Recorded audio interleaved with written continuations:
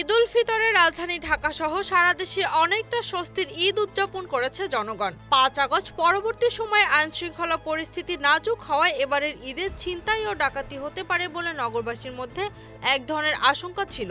এছাড়াও ঢাকা ফাঁকা হওয়ায় ছিল নিরাপত্তার শঙ্কা। তবে আইনশৃঙ্খলা বাহিনী সক্রিয় থাকায় ঢাকার কোনো স্থানে ডাকাতি বা বড় ধরনের দুর্ঘটনার খবর পাওয়া যায়নি।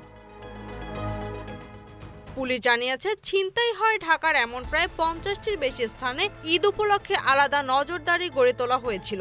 ঢাকা ও আশেপাশের জেলাগুলোতে যেসব ডাকাত চক্র ছিল এবং আগে যারা পুলিশের হাতে গ্রেপ্তার হয়েছিল তারা জেলে আছে না বাইরে, তাদের আলাদা করে ডাটাবেস তৈরি করেছিল ঢাকা মহানগর পুলিশ। ঈদের সময় বিভিন্ন সড়ক ঘুরে দেখা গেছে ঢাকার সড়কগুলোতে পুলিশের মোবাইল টিম সক্রিয় ছিল। এছাড়াও র্যাবের টহল ছিল চোখে পড়ার মতো। পাশাপাশি সেনাবাহিনীর সদস্যরা ঢাকার একাধিক মোড়ে তল্লাশি কার্যক্রম চালিয়েছে। র্যাবের টহল সম্পর্কে জানা গেছে, ঢাকায় ৬৯টি টহল টিম ছিল র্যাবের।